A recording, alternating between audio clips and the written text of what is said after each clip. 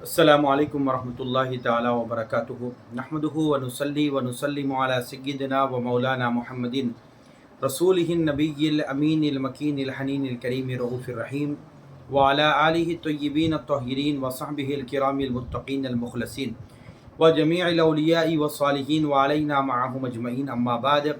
فقد قال اللہ سبحانہ وتعالی فی کلامہ العظیم فاعوذ باللہ من الشیطان الرجیم بسم اللہ الرحمن الرحیم والذین جاہدوا فینا لنہدینہم سبلنا وان اللہ لمع المحسنین صدق اللہ مولانا العظیم فقال النبی صلی اللہ علیہ وسلم من عاش لی ظاہرا فہو علیم ومن عاش لی باطنا فہو صوفی صدق اللہ مولانا العظیم فقال اللہ سبحانہ وتعالی الی مقام آخر ان اللہ وملائکتہ یصلون علی النبی یا ایہا الذین آمنوا صلوا علیہ وسلموا تسلیما اللہم صلی علی سیدنا محمد وعلی آل سیدنا محمد وبارک وسلم۔ معزز مکرم سامعین و ناظرین محترم، بزم طلباء قدیم و محبان جامعہ نظامیہ جدہ کے زیر اہتمام جو ہفتہ واری جو ہمارا پروگرام ہے وہ اصلاح عقائد و اعمال ہے۔ ہم نے ماہ رمضان المبارک میں مکمل 30 دن تک اللہ والوں کی مبارک زندگیوں کے احوال تذکر اولیاء کے عنوان سے، اور آخری عشرے میں ہم نے بزرگان دین اولیاء و صالحین کے اقوال اور ان کے ارشادات اور ان کا اللہ رب العالمین سے جو تعلق تھا اس کے متعلق ان کی عبادات اور ریاضات کے تعلق سے میں نے آپ کے سامنے کچھ باتوں کو رکھا۔ اب رمضان المبارک کے اختتام کے بعد آج جس موضوع پر میں گفتگو کر رہا ہوں وہ موضوع ہے کہ شیخ سے، یعنی جس کے ہاتھ پر آپ بیعت کرتے ہیں، اور یہ بیعت کی ضرورت کیا ہے، بیعت کی اہمیت کیا ہے، اور بیعت سے یا سلسلے میں داخل ہونے کا فائدہ کیا ہے، اور شیخ سے جو تعلق ہوتا ہے اور شیخ سے جو محبت ہوتی ہے اور شیخ کا جو ادب ہوتا ہے، آج اس موضوع پر میں گفتگو کروں گا۔ قرآن مجید کی جس آیت مبارکہ کی میں نے تلاوت کا شرف حاصل کیا ہوں، جس میں اللہ تبارک و تعالی ارشاد فرماتا ہے والذین جاہدوا فینا لنہدینہم سبلنا۔ اللہ تبارک و تعالی فرماتا ہے جو ہماری راہ میں مجاہدہ کرتا ہے، جد و جہد کرتا ہے ہم تک پہنچنے کے لیے، اللہ تبارک و تعالی فرماتا ہے ہم ان کے لیے اپنی راہوں کو کھول دیتے ہیں۔ یعنی جو بندہ اللہ کی راہ میں جستجو کرتا ہے، مجاہدہ کرتا ہے اللہ رب العالمین کو پانے کے لیے، اس کی معرفت کے لیے، اس کی پہچان کے لیے، تو اللہ تبارک و تعالی فرماتا ہے ہم اس بندے کے لیے کہ جو بندہ ہماری راہ میں مجاہدہ کرتا ہے، ہم تک پہنچنے کی کوشش کرتا ہے، ہم اس کے لیے اپنی راہوں کو کھول دیتے ہیں۔ آئیے معزز ناظرین سامعین محترم، آج ہم جس موضوع پر گفتگو کر رہے ہیں وہ ایک ہے بیعت کی ضرورت کیا ہے، بیعت کی اہمیت کیا ہے۔ بہت سے لوگ کہتے ہیں بھائی کہ بیعت کی کوئی ضرورت نہیں ہے، بیعت کی کوئی اہمیت نہیں ہے، لیکن بیعت کی ضرورت اور اس کی اہمیت کے تعلق سے اور بیعت کرنے کے بعد وہ کون سا علم ہوتا ہے جو شیخ کی صحبت میں رہ کر حاصل کیا جاتا ہے۔ ہم عموماً کہتے ہیں کہ یہ علوم باطن ہے، علوم طریقت ہے، یا آپ اس کو علم باطن کہیں، علم طریقت کہیں، تو علوم طریقت کے لیے خود شناسی کہ اللہ رب العالمین نے ہمیں کیوں بھیجا اس دنیا کے اندر، خود شناسی کیا ہے اور معرفت کیا ہے، اللہ کی پہچان کیا ہے، حق شناسی کیا ہے، رسول شناسی کیا ہے، تو خود شناسی، حق شناسی، رسول شناسی کے لیے، اس علم کے حصول کے لیے سب سے پہلی جو چیز کی ضرورت ہوتی ہے، انسان اپنے قلب، اپنے باطن کو پاکیزہ کرنا چاہیے۔ تو اس قلب کی اصلاح کے لیے جب قلب کی پاکیزگی اگر حاصل ہو جاتی ہے، جب دل پاک و صاف ہو جاتا ہے، تو پھر اس کے بعد یہ علوم طریقت میں ہوتا کیا ہے کہ جب بندہ کسی کے ہاتھ پر بیعت کرتا ہے تو سب سے پہلے اس کے باطن کی اصلاح کی جاتی ہے، اس کے دل کی اصلاح کی جاتی ہے، قلب سے اس کے کینہ نکالا جاتا ہے، بغض نکالا جاتا ہے، حسد نکالا جاتا ہے، تکبر نکالا جاتا ہے، رعونت نکالی جاتی ہے، غرور نکالا جاتا ہے، قلب کو مجلہ مصفہ کیا جاتا ہے۔ پھر اس کے بعد اس کے اندر معرفت الہیہ، اللہ کی پہچان کیا ہے، خود شناسی کیا ہے، حق شناسی کیا ہے، رسول شناسی کیا ہے، اس کی پہچان کرائی جاتی ہے۔ دراصل اسی کا نام علوم طریقت ہے، علوم معرفت ہے، علوم حقیقت ہے، اور یہ اسی کا نام علوم باطن ہے، اور اسی کا نام جو ہے نا علم طریقت ہے۔ آئیے معزز ناظرین سامعین محترم، پہلے میں اس موضوع پر گفتگو کروں گا کہ بیعت کی ضرورت کیا ہے، بیعت کی اہمیت کیا ہے۔ اور آج لوگ کہتے ہیں کہ بھائی بیعت کیوں کی جائے اور بیعت کا مقصد کیا ہے۔ یہ بات یاد رکھ لیں کہ بیعت کا مقصد کیا ہے، اللہ کی معرفت، اللہ کی پہچان۔ اس کے لیے جو ہے علوم باطن کے ذریعے سے اللہ کی پہچان کی جاتی ہے، اسی کے لیے بیعت کی جانی چاہیے، یعنی اللہ کی معرفت کے لیے، اس کی پہچان کے لیے۔ آئیے معزز ناظرین سامعین محترم، اگر آپ تاریخ کا مطالعہ کریں گے اور آپ جو ہے اکابرین کے اگر زندگیوں کو دیکھا جائے گا، تمام مکاتب فکر کو اگر آپ دیکھ رہے ہیں، کسی نے بھی علم طریقت کا یا تصوف کا سرے سے کسی نے انکار نہیں کیا۔ ہم تو اہل سنت کی بات نہیں بتا رہا ہوں میں، اہل سنت کے علاوہ اگر آپ سلفی علماء کو بھی لے لیں گے، ابن تیمیہ کو بھی لے لیں گے، ابن قیم کو بھی لے لیں گے، ابن جوزی کو بھی لے لیں گے، جتنے متقدمین گزرے ہیں جو ہم سے پہلے، آپ صدیاں پڑھ کے دیکھیں گے، کسی نے بھی تصوف کا طریقت کا سرے سے انکار نہیں کیا۔ سب لوگ اس کے قائل رہے، سب لوگ اس کے ماننے والے رہے۔ آئیے کہ حدیث مبارکہ بھی اگر آپ پڑھیں گے تو معلوم ہوگا، بخاری وغیرہ کے اندر حدیث موجود ہے، دیگر کتب حدیث کے اندر بھی یہ حدیث مبارکہ موجود ہے کہ حضور پاک علیہ الصلوۃ والسلام صحابہ کرام کے درمیان جلوہ گر تھے۔ ایک شخص حضور پاک علیہ الصلوۃ والسلام کی مجلس میں حاضر ہوئے اور جن کے متعلق حدیث میں ہے کہ وہ دودھ سے زیادہ سفید جن کے کپڑے تھے، اور مدینے کے بھی رہنے والے بھی نظر نہیں آتے تھے، مگر چہرے سے کوئی مسافر کے آثار بھی ان پر نظر نہیں آ رہے تھے۔ صحابہ کرام ان کو دیکھتے ہیں کہ وہ شخص صفوف کو چیرتا ہوا نبی مکرم صلی اللہ تعالیٰ علیہ وسلم کی بارگاہ مقدسہ میں حاضر ہو کر یعنی اپنے دونوں زانوں کو، جس طرح قاعدے میں بیٹھا جاتا ہے، اپنے دونوں زانوں کو رسول اکرم صلی اللہ علیہ وسلم کے دونوں زانوں سے ملا کر لگا کر بیٹھ جاتے ہیں اور حضور پاک علیہ السلام سے سوال پوچھتے ہیں کہ یا رسول اللہ ایمان کیا ہے؟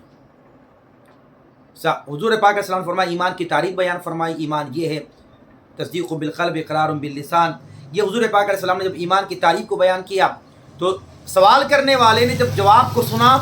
فرمایا صدقتا، میں اس کی تصدیق کرتا ہوں۔ صحابہ کرام پریشان ہے، یہ ایسا سائل ہے جو سوال کرتا بھی ہے اور جواب لینے کے بعد یہ بھی کہتا ہے کہ ہاں یہ بالکل بات سچ ہے، میں جانتا ہوں، صدقتا، صداقت بھی کرتے ہیں۔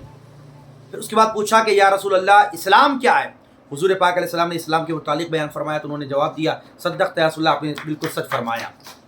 پھر فرمایا احسان کیا ہے؟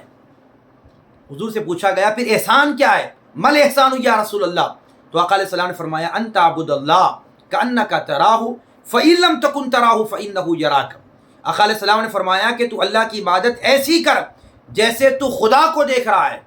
ایسا نہیں کر سکتا تو اتنا خیال کر کے وہ تجھے دیکھ رہا ہے۔ احسان کیا ہے؟ حضور نے بیان فرمایا ان تعبد اللہ کأنک تراہ، کہ اللہ کی تو عبادت ایسی کر جیسے تو خدا کو دیکھ رہا ہے۔ تو معزز ناظرین سامعین محترم، اس حدیث کی شرح میں علماء کرام فرماتے ہیں اس حدیث کا جو آخری حصہ ہے احسان کا جو تعلق ہے، یہ بالکل یہ احسان کا تعلق تصوف و طریقت سے ہے، علوم باطن سے ہے۔ تو پتہ یہ چلا کہ جب تک علوم باطن حاصل نہ ہو تو ایمان تکمیل نہیں ہوتا، ایمان مکمل نہیں ہوتا۔ ایمان مکمل ہوتا ہے طریقت پر، یعنی کامل ایمان جس کو کہا جاتا ہے۔ کہ جب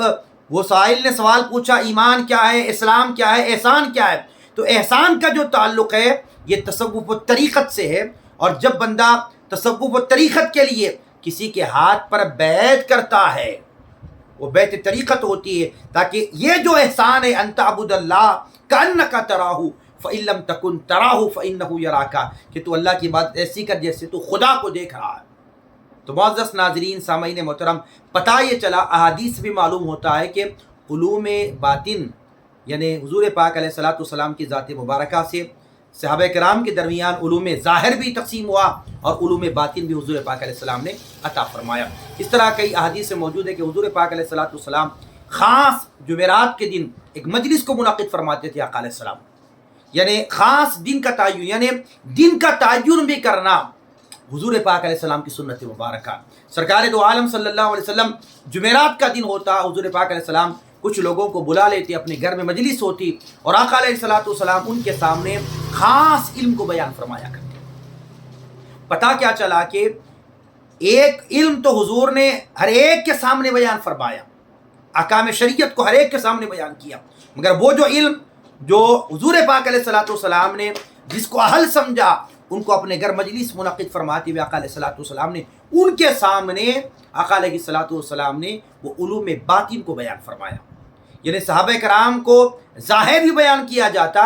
اور حضور پاک علیہ الصلوۃ والسلام کی خصوصی مجلس ہوتی جمعرات کے دن اور حضور پاک علیہ السلام ان کو بلا لیتے اور ان کے سامنے علوم باطن کو بیان فرماتے. اسی طرح حضرت ابو ہریرہ رضی اللہ تعالیٰ عنہ روایت فرماتے ہیں کہ میں نے حضور پاک علیہ السلام سے 2 طرح کا علم حاصل کیا. حضور نے مجھے فرمایا کہ ابو ہریرہ ایک علم کا تھیلا کھول دو، اس کے منہ کو کھول دو، وہ ہر کسی کے سامنے اس کو بیان کرتے جاؤ. پر ایک علم ابو ہریرہ کہتے ہیں کہ مجھے آقا علیہ السلام نے وہ عطا فرمایا کہ مجھے حکم دیا کہ ابو ہریرہ ایک علم تو ہر ایک کو بیان کیا جائے، اور دوسرا جو علم ہوگا وہ ہر ایک کو بیان نہیں کیا جائے گا، جو اس کا حل ہوگا اسی کے سامنے اس علم کو بیان کیا جائے گا. تو سبحان اللہ، یہ جو تمام احادیث سے خلاصہ یہ ہوتا ہے کہ علوم باطن، علوم طریقت، یہ اس کی اصل موجود ہے. اور یہ علم بندہ جو ہے جب کسی سلسلے سے جڑ جاتا ہے، یہ حضور پاک علیہ الصلوۃ والسلام سے جو علم باطن یہ جاری و ساری ہوا. مولا علی المرتضیٰ حضرت سیدنا علی بن ابی طالب کرم اللہ وجہ الکریم رضی اللہ تعالیٰ عنہ کی ذات مبارکہ سے تمام سلاسل میں، قادریہ ہو، چشتیہ ہو، نقشبندیہ ہو، سہروردیہ ہو، شاذلیہ ہو، رفاعیہ ہو، کل سلاسل کے اندر یہی فیضان علوم باطن کا. ایک الگ بات ہے کہ سلسلہ الگ الگ ہوتا ہے، لیکن جو تعلیمات بیان کیے جاتے ہیں، اور یہ در حقیقت کیا ہوتا ہے کہ نفس کا تزکیہ ہو اور اس بندے کو کسی شیخ کے ذریعے سے جب وہ سلسلے میں داخل ہوتا ہے اور وہاں سلسلے کی اس تعلیمات کے ذریعے سے اللہ رب العالمین کی معرفت اور رسول اللہ صلی اللہ علیہ وسلم کی معرفت اور خود شناسی کہ اللہ رب العالمین نے ہمیں اس دنیا میں کیوں بھیجا، کس مقصد کے ساتھ بھیجا. کیونکہ اللہ نے فرمایا وَمَا خَلَقْتُ الْجِنَّ وَالْإِنسَ إِلَّا لِيَعْبُدُونَ، ہم نے انسان اور جنات کو اپنی معرفت، اپنی پہچان کے لیے، یعنی اپنی عبادت کے لیے پیدا کیا. تو انسان اور جنات کو اللہ نے عبادت کے لیے پیدا کیا ہے، اس دنیا میں بھیجا ہے عبادت کے لیے، تاکہ بندے جو ہے انسان اور جنات اللہ کی عبادت کرے. لیعبدون، حضرت عبداللہ بن عباس رضی اللہ تعالیٰ عنہ آپ فرماتے ہیں اس تفسیر میں، لیعبدون کی تفسیر میں فرماتے ہیں کہ اللہ کی عبادت، لیعبدون معنی کیا ہے، لیعرفون، کہ اللہ کی عبادت اس کی معرفت، اس کی پہچان کے ساتھ کی جائے. تو جب اللہ کی معرفت اور اس کی عبادت پہچان کے ساتھ کی جائے تو یہ معرفت الہیہ کا علم آپ کو ملے گا کسی اللہ والے کے ہاتھ پر بیعت کرنے سے، یا وہ قادریہ سلسلے سے ہو، چشتیہ ہو، نقشبندیہ ہو، سہروردیہ ہو، شاذلیہ ہو، رفاعیہ ہو، کوئی سلسلے سے آپ وابستہ ہو تو آپ کو معرفت الہیہ کا علم ملتا. اور وہ تمام تر منازل، اگر مرید جو ہوتا ہے جب کسی کے ہاتھ پر بیعت کرتا ہے تو اس کی بیعت کے بعد وہ تمام تر علوم، یعنی معرفت کا علم ہوتا ہے، جو بھی علم ہوتا ہے اللہ کی پہچان کا، رسول اللہ صلی اللہ علیہ وسلم کی پہچان کا، یہ تمام تر علوم اگر اس کو ملیں گے شیخ سے نسبت کے بعد اور شیخ سے محبت اور شیخ کے ادب کی وجہ سے اس کو ملے گا. تو پیر سے اگر محبت ہوگی ایک سلسلے میں داخل ہونے کے بعد اور شیخ کا ادب ہوگا، 2 باتیں آپ کو، ایک پیر کی محبت اور پیر کا ادب، یہ 2 چیزیں اگر آپ کے دامن میں آ جائیں گی، آپ نے اس کو مضبوطی سے تھامے رکھے گا تو یقیناً آپ کو اللہ رب العالمین کی معرفت اور رسول اللہ صلی اللہ علیہ وسلم کی معرفت اور علوم باطن میں آپ کو مقام حاصل ہوگا اور اس منازل تک پہنچنے کے لیے آپ کو آسانی ہوگی. اور یہ تمام تر علوم آپ کو ملیں گے شیخ سے محبت کی وجہ سے اور شیخ کے ادب کی وجہ سے. آئیے معزز ناظرین، سامعین محترم، اب آئیے کہ جب آپ نے بیعت فرمایا ہے کسی کے ہاتھ پر تو بیعت کر لی، تو اس کے بعد شیخ سے جو محبت ہوتی ہے وہ تعلق شیخ سے، پیر کی محبت، شیخ کا ادب ہر حال میں مرید کے لیے لازم ہوتا ہے، ضروری ہوتا ہے. شیخ سے محبت کرے اور شیخ کا ادب کرے اور شیخ کی صحبت یا ان کی بتائی ہوئی تعلیمات اور ان کے بتائے ہوئے راستے پر چلے گا تو یقیناً اس کو آگے کے منازل، والذین جاہدوا فینا لنہدینہم سبلنا، جو اللہ کی راہ میں جو مجاہدہ کرتا ہے وہ مرید، پھر اس کی بارگاہ تک پہنچنے کے لیے جب وہ جد و جہد کرتا ہے تو اللہ تبارک و تعالیٰ اس کے لیے راہوں کو کھول دیتا ہے. تو تمام تر منازل آپ کو ملیں گے تو آپ کو شیخ کے تبسط سے ہی ملیں گے، شیخ کی محبت کی وجہ سے ملیں گے اور شیخ کے ادب کی وجہ سے ملیں گے. آپ کو کل بزرگان دین، میں نے ماہ رمضان میں آپ کے سامنے بڑی تفصیل کے ساتھ گفتگو کی ہے تذکرہ اولیاء کے عنوان سے. بہت سارے بزرگوں کا میں نے ذکر کیا اس کے اندر. ہر بزرگوں کا جب میں نے ذکر کیا تو ان کے نسبت کے بعد جو ان کا تعلق اپنے شیخ سے جو رہا، جو محبت شیخ کی رہی، جو ادب شیخ کا رہا اور جو شیخ سے جو تعلق اور محبت اور ادب کی وجہ سے اور ان کی تعلیمات کو حاصل کیا انہوں نے، اور اس کے بعد اللہ تبارک و تعالیٰ نے ان کو جو مقامات عطا فرمایا ہے، دنیا دیکھتی ہے ان کے مقامات کو آج بھی۔ یہ سب کچھ ملا ہے تو شیخ کے ادب، شیخ کی محبت اور شیخ کی تعظیم، اس وجہ سے اور شیخ کی صحبت میں رہ کر، شیخ کے ساتھ شیخ کی بتائی ہوئی تعلیمات پر عمل کرتے ہوئے ان کو وہ مقام و مراتب ان کو عطا فرما دیے گئے۔ تو آج ضروری ہے کہ ہم جن سلسلوں سے وابستہ ہیں تو اپنے ان بزرگان دین سے، ان شیوخ سے اپنا تعلق بڑا مضبوط رکھیں، ہر حال میں شیخ سے تعلق کو مضبوط رکھیں، ان سے محبت رکھیں اور ان کا ادب ہمیشہ ہر حال میں بجا لاتے رہیں۔ آئیے معزز ناظرین، سامعین محترم، میں آپ کو بتاتا ہوں، ایک تاریخ میں ایک راستہ ہوتا ہے تعلیمات کے ذریعے سے، مجاہدات اور ریاضتوں کے ذریعے سے، چلہ کشی کے ذریعے سے، اور یہ ان منازل کو جو طے کیا جاتا ہے بڑی مشقتوں کے ساتھ طے کیا جاتا ہے، یعنی محنت، مجاہدہ، صفائے قلب و باطن، اس کے بعد وہ تعلیمات، پھر بھوک، نفس کی مخالفت، یہ تمام چیزوں کے بعد زہد و تقوی جب حاصل ہو جاتا ہے، اللہ کی معرفت، اس کی پہچان جب آسان ہو جاتی ہے۔ اب ایک طریقہ یہ کہ اللہ رب العالمین کی بارگاہ کا قرب پانے کے لیے ایک طریقہ یہ، مگر ایک یہ ہوتا ہے کہ کبھی شیخ اپنے اس مرید کو، اگرچہ کہ مرید با کمال نہیں ہے لیکن اس کے باوجود بھی، لیکن شیخ کی جو توجہات ہوتی ہے اور شیخ کی جو نظر ہوتی ہے کبھی مرید کو درجہ کمال تک پہنچا دیتی ہے۔ تو کوئی محنت اور مجاہدے کے ذریعے سے درجہ کمال کو پہنچتا ہے، اور کوئی شیخ کی توجہ سے، شیخ کی نظر سے، ان کی عنایت سے کبھی وہ بلند مرتبے پر پہنچ جاتا ہے۔ تو آج میں آپ کے سامنے شیخ کی محبت اور شیخ کے ادب کی وجہ سے کس کو کیا ملا ہے وہ 2-3 باتیں آپ کے گوشے گزار کرتا چلو۔ معزز ناظرین، سامعین محترم، پہلی بات تو یہ کہ آپ نے حضرت خواجہ امیر خسرو رحمۃ اللہ تعالیٰ علیہ کو دنیا جانتی اور پہچانتی ہے کہ جن کا کیا مقام، ان کا کیا مرتبہ ہے، طوطی ہند کہتے ہیں جن کو، اور جن کے کلام اتنے مشہور ہیں اور جن کی محبت بھی شیخ کے ساتھ، یعنی اگر آپ دیکھیں گے تاریخ کے اندر، پیری مریدی کے اندر، اگر کسی کی مرید اور شیخ کی محبت کا یہ تعلق دیکھنا ہو تو خواجہ امیر خسرو کو دیکھ لیں اور حضرت محبوب الہی خواجہ نظام الدین اولیاء کو دیکھ لیں۔ معزز ناظرین، سامعین محترم، حضرت محبوب الہی کے یہ مرید حضرت خواجہ امیر خسرو رحمۃ اللہ تعالیٰ علیہ کی سیرت میں یہ بات موجود ہے کہ آپ ایک مرتبہ آپ جو یعنی شیخ سے محبت دیکھیے، آپ شیخ سے جو محبت، شیخ سے جو تعلق، شیخ کی جو صحبت میں رہے اور کس طرح شیخ کی تعظیم تکریم کرتے تھے، کیسے ادب کرتے تھے، کیسی محبت کرتے تھے، یہ ساتھ شیخ کے وہ تعلیمات پر بھی عمل کرنے والے تھے، بڑی مجاہدے اور محنتیں ان کے ساتھ زندگی گزری ان کی۔ تو اللہ رب العالمین نے کیا مقام آپ کو عطا کیا۔ لیکن آپ دیکھیں گے جب ایک مرتبہ حضرت خواجہ امیر خسرو رحمۃ اللہ تعالیٰ علیہ ایک باہر مقام پر تشریف لے گئے تھے، آپ کی شیخ کی اجازت کے ساتھ ایک تجارت کی غرض سے گئے تھے اور بڑا فائدہ کما کر، نفع کما کر، اور جب آپ پلٹ کے اپنے مقام دہلی تشریف لائے آپ، تو وہاں حضرت محبوب الہی خواجہ نظام الدین اولیاء رحمۃ اللہ تعالیٰ علیہ کی مجلس میں ایک شخص حاضر تھا۔ حاضر ہو کے عرض کیا، حضرت میری بچی کی شادی ہے اور میرے پاس کوئی سرمایہ، کوئی چیز موجود نہیں، آپ کا بڑا نام ہے، آپ کے پاس حاضر ہوا ہوں، کچھ مجھے آپ عنایت فرما دیں، کچھ مجھے آپ عطا کر دیں۔ تو حضرت محبوب الہی رحمۃ اللہ والے تھے، آپ کے پاس رہا کچھ نہیں اس وقت میں، آپ نے ادھر ادھر توجہ کی، نظر فرمائی، کچھ نہیں تھا آپ کے پاس موجود۔ آپ نے فرمایا یہ میرے کھڑاوے ہیں، اسے لے جا، فرمایا یہ میری جوتیاں کھڑاوے، اسے لے جا۔ تو وہ جو شخص آیا تھا بچی کی شادی کے سلسلے میں پریشان حال تھا، اب اس کو حضرت کا فرمان تھا، لے لو، اٹھا لیا، اور دل سے یہ خیال کرتے ہوئے نکلا کہ میں حضرت کے پاس آیا تھا، آج کوئی میرا فائدہ ہو جائے گا، میرے کام میں آسانی ہو جائے گی، حضرت کے پاس مجھے کچھ نوازا نہیں بلکہ یہ جوتیاں کھڑاوے دے دیا، بس مجھے حوالہ کر دیا۔ بس یہ نکلتے ہوئے باہر نکل گیا، سوچتے ہوئے باہر نکل گیا، اور جب دہلی سے اس مقام سے، اس شہر سے باہر نکل رہا تھا اپنے مقام پر جانے کے لیے، ادھر حضرت خواجہ امیر خسرو رحمۃ اللہ تعالیٰ علیہ، آپ جو ہے ایک تجارت کنسائنمنٹ کا جو ہے آپ اس کے بڑا نفع کما کر آپ جو ہے نا واپس پلٹ کے دہلی تشریف لا رہے ہیں، ادھر آپ دہلی میں انٹری ہو رہے ہیں، ادھر آپ کا جو ہے نا وہ جو سائل جو ہے محبوب الہی رحمۃ اللہ تعالیٰ علیہ کی کھڑاووں کو لے کے وہ دہلی سے باہر نکل رہا ہے، تو یکایک حضرت خواجہ امیر خسرو کی نگاہ جو ہے اپنے شیخ کے کھڑاووں پر پڑی، اس کے ہاتھوں میں جب نظر آیا، اس کو روک کر پوچھا کہ بابا یہ کیا ہو، یہ کیا ہے، یہ تم کہاں سے لے جا رہے ہو، کس کے پاس سے آ رہے ہو؟ تو اس شخص نے کہا کہ میں اپنی بچی کی شادی کے سلسلے میں حضرت خواجہ نظام الدین اولیاء کے پاس گیا تھا، انہوں نے مجھے کچھ دیا نہیں، بس یہ کھڑاوے ان کے پاس تھے، یہ دے کے مجھے روانہ کر دیا۔ تو حضرت خواجہ امیر خسرو رحمۃ اللہ تعالیٰ علیہ نے آپ نے اس شخص سے کہا ٹھیک ہے، ایک کام کر، وہ کھڑاوے مجھے دے دے فرمایا۔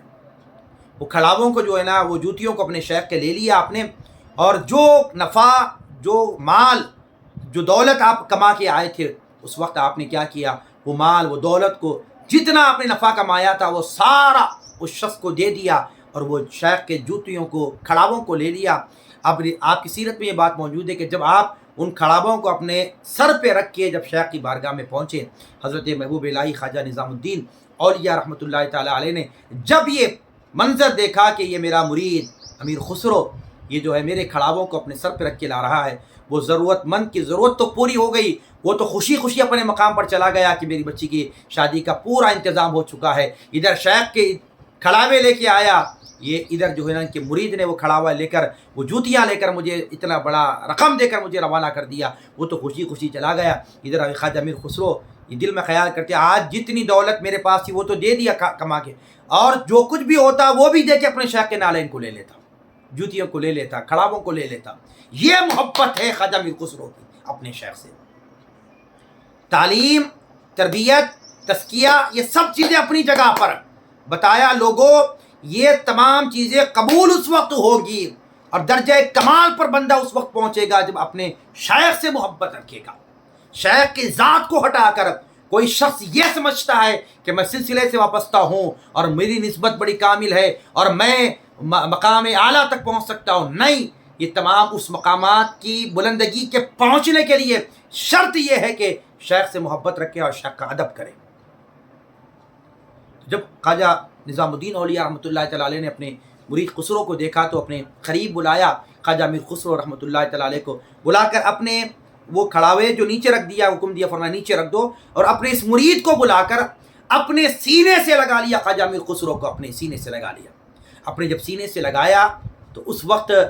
جو آپ کے اندر علوم تھا، جو آپ کے قلب کے اندر تھا، جو علوم باطن تھا، آپ نے لمحے بھر میں وہ سارے علوم کو اپنے اس مرید خواجہ امیر خسرو رحمۃ اللہ تعالیٰ علیہ کے اندر منتقل فرما دیا۔ یہ کرم ہوتا ہے جب شیخ کا ادب ہو، شیخ کی محبت ہو، شیخ کی عظمت ہو، تعظیم ہو، تو شیخ ضرور اپنے اس مرید کو نواز دیتا۔ تو پتہ یہ چلا کہ انسان جب کسی کے ہاتھ پر بیعت کرے تو اس کے بعد اپنے شیخ سے اٹوٹ تعلق رکھے، تعلق کو مضبوط رکھے، شیخ سے محبت اور شیخ کی تعظیم، شیخ کا ادب ہر حال میں بجا لاتے رہے۔ آئیے میں ایک بات بتاتا آپ کو چلوں کہ خاص بات یہ حضرت خواجہ بندہ نواز گیسو دراز بلند پرواز رحمۃ اللہ تعالیٰ علیہ کا ایک واقعہ میں آپ کے سامنے رکھتا چلوں، کیونکہ کل آپ کا جیل مبارک ہوا 2 دن قبل، تو یہ ایک واقعہ آپ کی سیرت کے اندر یہ بڑا اہم ترین واقعہ بتاتا ہوں کہ شیخ کی محبت اور تعظیم اور تکریم کیا ہے، ادب کیا ہے۔ بندہ نواز کی شخصیت کوئی تعارف محتاج نہیں ہے۔ عالمگیر اورنگزیب نے فرمایا نیست کعبہ در دکن جز درگاہ گیسو دراز، بادشاہ دین و دنیا تعبد بندہ نواز۔ فرمایا کہ اگر دکن کی سرزمین پر اگر کعبے کے جو مقام اگر کوئی حیثیت رکھتا ہے تو فرمایا بندہ نواز یہ آپ کا آستانہ ہے، آپ بادشاہ ہیں دین کے بھی اور دنیا کے بھی، اور ہمیشہ آپ کی بارگاہ سے فیضان جاری و ساری ہے۔ یہ کون؟ عالمگیر اورنگزیب رحمۃ اللہ تعالیٰ علیہ نے فرمایا۔ یہ بندہ نواز کا علمی مقام، آپ کی علمی شان، آپ سادات ہیں، حسنی حسینی ہیں، یہ سارا مقام آپ کا اپنی جگہ ہے، یہ ہر کوئی آدمی جانتا ہے۔ لیکن آپ دیکھیں آپ کے جو شیخ تھے خواجہ نصیر الدین محمود چراغ دہلوی رحمۃ اللہ تعالیٰ علیہ، یہ سید نہیں تھے، یہ شیخ تھے۔ اور ایک مرتبہ حضرت خواجہ بندہ نواز گیسو دراز رحمۃ اللہ تعالیٰ علیہ بیٹھے تھے، حضرت خواجہ نصیر الدین محمود چراغ دہلوی رحمۃ اللہ تعالیٰ کی ادھر سواری آ رہی تھی، گھوڑے پہ تھے آپ، اور حضرت بندہ نواز گیسو دراز بلند پرواز رحمۃ اللہ تعالیٰ علیہ نے کیا کیا، شیخ کو جب آتے ہوئے دیکھا سواری پہ تھے تو آپ نے کیا کیا، اٹھ کر کھڑے رہ گئے اور جا کر اپنے شیخ خواجہ نصیر الدین محمود چراغ دہلوی رحمۃ اللہ تعالیٰ علیہ کے جو ہے نا آپ نے کیا کیا، زانوں پر آپ کے بوسا دیا، زانوں پر آپ نے، یہ جو زانو ہوتے ہیں زانوں پر بوسا دیا، تو آپ کے شیخ خواجہ نصیر الدین محمود چراغ دہلوی نے فرمایا اے سید زادے اور تھوڑا نیچے، بوسے پر فرمایا اور تھوڑا نیچے۔ تو حضرت محبوب بندہ نواز گیسو دراز رحمۃ اللہ تعالیٰ نے آپ نے کیا کیا، جب آپ کے شیخ نے فرمایا بیٹے اور تھوڑے نیچے، فرمایا آپ کے قدموں پر آپ نے بوسا دیا، پہلے زانوں پر دیا تھا، آپ نے فرمایا نیچے، فرمایا قدموں پر آپ کو بوسا دیا۔ یعنی حضرت خواجہ بندہ نواز نے پہلے اپنے شیخ کے زانوں پر، پھر اس کے بعد شیخ نے فرمایا تھوڑے نیچے، فرمایا قدموں پر بوسا دیا، اور آپ کے شیخ نے فرمایا اور نیچے. آپ نے کیا کیا؟ جو شیخ جس سواری پر جس گھوڑے پر سوار تھے اس کی گھوڑے کے سم پر، یعنی جو اس کا جو مقام ہوتا ہے رکھنے کا، گھوڑے کا جو چڑھتے وہ مقام، جو گھوڑے کا جو پیر ہوتا ہے سم کا، اس مقام پر آپ نے جو ہے نا جس پر چڑھا جاتا ہے آپ نے اس پر بوسہ دیا. اور آپ کے شیخ نے فرمایا اور تھوڑا نیچے، فرمایا اور تھوڑے نیچے. تو آپ نے کیا کیا؟ زمین پر بوسہ دیا. تو حضرت بندہ نواز نے پہلا بوسہ شیخ کے زانوں پر، دوسرا بوسہ آپ نے شیخ کے قدموں پر، تیسرا بوسہ جو ہے آپ نے گھوڑے کی سم پر، اور چوتھا بوسہ آپ نے زمین پر دیا. اور لوگوں نے تعجب کیا اس وقت میں، حضرت بندہ نواز کے اس عمل کو دیکھ کر لوگوں نے تعجب کیا. فرمایا آپ اتنے بڑے عالم جلیل، سید زادے زانوں پر بوسہ دیا، حضرت راضی نہ ہوئے. پھر پاؤں پر بوسہ دیا، حضرت راضی نہ ہوئے. لوگوں نے پوچھا بلکہ اور نیچے کا حکم دیا. تو آپ نے جو ہے اس طرح بوسے دیا. یہ کیا معاملہ ہے؟ آپ سید زادے ہیں، اتنے بڑے عالم دین ہیں، آپ کا یہ مقام ہے، یہ بوسے دینے کا معاملہ ہمیں سمجھ نہیں آیا. تو حضرت بندہ نواز گیسو دراز بلند پرواز رحمۃ اللہ تعالی نے فرمایا لوگو تم نہیں جانتے، فرمایا تم نہیں جانتے ان 4 بوسے جو میں نے دیا ہے شیخ نے اس کے بدلے مجھے کیا عطا کیا. اللہ اکبر، مجھے کیا عطا کیا، مجھے کیا عطا کیا. فرمایا جب میں نے زان مبارک پر بوسہ دیا تو مجھ پر عالم ناسوت منکشف ہوا، پائے اقدس پر بوسہ دیا تو عالم ملکوت مجھ پر منکشف کر دیا گیا، گھوڑے کی سم پر میں نے بوسہ دیا عالم جبروت مجھ پر منکشف ہوا، زمین پر بوسہ دیا تو عالم لاہوت کا مجھ پر انکشاف ہوا.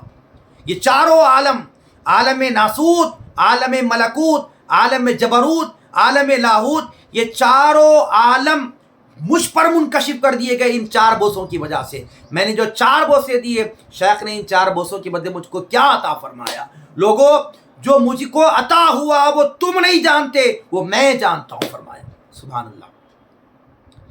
یہ ہوتا ہے یہ جو شیخ کی جو بڑی کرم نوازی، جو شیخ سے محبت، شیخ کا ادب، یہی وجہ ہے کہ شیخ کے ادب اور محبت کی وجہ سے ان کو عطا فرمایا گیا. اور جو لوگ، آخری بات میں کہ اپنی گفتگو کو سمیٹتا ہوں، جو لوگ یعنی یہ سمجھتے ہیں کہ میں شیخ کی صحبت میں رہ گیا ہوں، مجھے بہت کچھ مل گیا، اب میں خود بڑا قابل ہو گیا ہوں، تو یہ بہت بڑا دھوکہ ہوتا ہے، بڑا دھوکہ ہوتا ہے، بڑا دھوکہ ہوتا ہے. میں آپ کو ایک مثال دوں گا، واقعہ بھی بیان آپ کے سامنے رکھوں گا. واقعہ اس طرح ہے کہ حضرت جنید بغدادی رحمۃ اللہ تعالیٰ علیہ، ان کو کون نہیں جانتا جنید بغدادی رحمۃ اللہ تعالیٰ علیہ. ان کا ایک مریدوں میں سے ایک مرید تھا، بہت سارے مریدین آپ کے، ایک مرید تھا جو شیخ کی صحبت میں کچھ دن رہا، اس کے بعد وہ تھوڑا سا شیخ سے دوری اختیار کی اور لوگوں کے سامنے واقعات بیان کرتا کہ میں جو ہے رات جنت میں گزارا ہوں اور جنت میں یہ انواع میں نے دیکھے، فلاں فلاں فلاں فلاں فلاں. اب یہ 1 دن 2 دن 3 دن، اب اس کو یہ لوگوں کے سامنے خوابوں کو بیان کرتا میں رات جنت بھی پہنچ گیا ہوں اور یہ جنت کی ایسی ایسی انواع، ایسی ایسی نعمتیں مجھ پر منکشف ہو گئی، یا مجھے کسی کی صحبت کی ضرورت نہیں، مجھ کو خود ایک بڑا مقام مل گیا. یہ ہوتا ہے ایسا. یہ تھوڑا سا خطرہ مل جاتا ہے تو سمجھ جاتے ہیں کہ بس یہ نہ سمجھے کہ ہمیشہ شیطان، نفس شیطان آپ کو گمراہ کرتا رہتا ہے، آپ کو اپنے شیخ سے ہٹانے کی کوشش کرتا رہتا ہے، اور یہ خطرہ آپ کے دل میں ڈالتا ہے کہ تم خود اب کامل بن چکے ہو، تم خود اب قابل بن چکے ہو. جنید بغدادی کے اس مرید جو تھوڑے دن ساتھ رہا، پھر وہ دیکھتا ہے، لوگوں سے کہتا ہے کہ میں خواب میں جنت کی نعمتوں کو دیکھتا ہوں، انواع کو دیکھتا ہوں، فلاں دیکھتا ہوں، مجھے کسی کی آج ضرورت ہے، میں خود ولی کامل بن گیا ہوں. کچھ نہیں ملا، لیکن ابھی کچھ یہ ساری باتیں کہنا شروع کیا تو وہ اطلاع ایک مرتبہ حضرت جنید بغدادی کو بات پہنچی. تو جنید بغدادی ایک مرتبہ اس کو بلا بھجایا، فرمایا کہ اس نے پھر جنید بغدادی کے سامنے شیخ کے سامنے کہا حضرت میں رات میں جنت میں دیتا ہوں، جنت کی انواعوں کو جو ہے دیکھتا ہوں، اس سے میں مستفیض ہوتا چلا جاتا ہوں، فلاں فلاں فلاں. تو حضرت نے مسکرا کے فرمایا اگر پھر دوبارہ خواب میں تم اگر یہ جنت پھر یا اس کی انواع کو یا اس کے جنت کی نعمتوں کو اگر تم دیکھتے ہو تو تم لاحول پڑھ دینا. فرمایا لا حول ولا قوت الا باللہ، لا حول ولا قوت الا باللہ العظیم پڑھ لینا. فرمایا ٹھیک ہے. وہ مرید اٹھ کے چلا گیا، پھر رات سو گیا تو خواب دیکھتا ہے کہ وہ جنت میں ہے اور جنت کی انواع کو دیکھ رہا ہے، نعمتوں سے مستفیض ہو رہا ہے، فلاں فلاں فلاں. پھر وہ خواب میں اس کو پھر خیال آیا کہ میرے شیخ نے فرمایا تھا جب ایسا منظر دیکھو تو تم کیا پڑھو، لا حول ولا قوت الا باللہ العلی العظیم پڑھو. تو فوراً اس مرید نے کیا کیا، لا حول ولا قوت الا باللہ العظیم پڑھا. جب تو کیا ہوا، وہ طلسم تھا، کوئی جنت نہیں تھی، وہ طلسم تھا. وہ شیطان کی طرف سے ایک حربہ تھا، وہ طلسم ٹوٹ گیا، جو حقیقت تھی وہ سامنے نظر آ گئی۔ اس کے بعد وہ مرید پریشان ہوا، کہا کہ میں جنت سمجھتا تھا، یہ جنت کی انواع سمجھتا تھا، یہ تو طلسم تھا جو ٹوٹ گیا، اور یہ کوئی حقیقت نہیں تھی، یہ شیطان کی فریب کاری تھی۔ وہ صبح اٹھا، اپنے شیخ کے بارگاہ میں حاضر ہو گیا، جنید بغدادی سے معافی مانگی، فرمایا حضرت میں تو جو ہے گمراہ ہو چکا تھا، اس معاملے میں بھٹک چکا تھا۔ تو آپ نے فرمایا کہ اللہ رب العالمین نے تیری رہنمائی فرمائی، اللہ نے تجھے ہدایت عطا فرمائی، اور میرے ذریعے سے تو پھر راہ راست پر آ گیا۔ تو معزز ناظرین سامعین محترم، اس سے بات سے پتہ چلا کہ یہ شخص کچھ دن رہ کر جنید بغدادی کے صحبت میں اپنے آپ کو بڑا کامل سمجھ رہا تھا، اور شیخ کی ضرورت ہی سمجھ رہا تھا۔ پتہ یہ چلا کہ شیخ کی محبت، شیخ کا ادب، شیخ سے تعلق، ہر حال میں ہمیشہ تعلق مضبوط رکھنا چاہیے۔ آپ کو صحبت میں رہ کر کوئی سمجھتا ہے میں کامل ہو گیا، ایسا نہیں ہونا چاہیے، ایسا نہیں ہونا چاہیے۔ شیخ سے ہمیشہ تعلق کو مضبوط رکھیں۔ آپ کو شیخ سے تعلق ہے، نسبت ہے تو نسبت کا اعلان کریں، یا خلافت ہے تو ساتھ خلافت کا بھی اعلان کریں۔ تو بتانا مقصود یہ ہے کہ ہر حال میں اپنے شیخ سے اور اپنے سلسلے شیخ کے خانوادوں سے، ان کے ساتھ برابر اپنا تعلق کو مضبوط رکھیں۔ یقیناً جو ہے نا شیخ کے گھرانے سے، شیخ خود ذات شیخ سے اپنے تعلق کو مضبوط کو جوڑے رکھیں، کیونکہ جو بھی منازل طریق کے ہوتے ہیں، روحانیت کے ہوتے ہیں، یہ سب کچھ شیخ کی صحبت میں رہ کر، شیخ کے ادب اور شیخ کی محبت کی وجہ سے ہی ہم کو حاصل ہونے والے ہیں۔ یہ چند باتیں آج کے اس موضوع پر ہم نے کہ شیخ کی محبت اور شیخ کا ادب اور شیخ کی جو ہے نا محبت، ان چیزوں سے ہی انسان روحانی جو منازل ہوتے ہیں وہ شیخ کی محبت اور ادب کے ساتھ ہی وہ منازل طے ہوتے ہیں۔ یہ چند باتیں میں نے آج کی اس عنوان کے تحت بزم طلباء قدیم و محبان جامعہ نظامیہ جدہ کے زیر اہتمام یہ پیغام ہمارا ہے کہ ہم جس سلسلے سے جڑے ہوئے ہوں، قادریہ ہو، چشتیہ ہو، نقشبندی ہو، جو سلسلے سے جڑے ہوئے اپنے شیخ سے اپنے تعلق کو مضبوط رکھیں۔ شیخ اس دنیا سے پردہ بھی فرما گیا ہے، تو شیخ کی توجہات بالکل اپنے یعنی قبر سے مریدوں پر برابر جاری و ساری ہوتی ہے، لیکن شرط یہ ہے کہ اپنی نسبت کو صحیح رکھیں، اپنے تعلق کو صحیح رکھیں، اور اپنے سلسلے کے اکابرین اور ان کے خانوادوں سے بھی ہم محبت رکھیں۔ یہ چند باتیں میں نے آپ کے سامنے رکھی۔ اللہ رب العالمین کی بارگاہ میں دستبہ دعاؤں، پروردگار عالم ہم سب کو کہنے اور سننے سے زائد عمل کرنے کی توفیق عطا فرما۔ وما علینا الا البلاغ، وآخر دعوانا ان الحمد للہ رب العالمین۔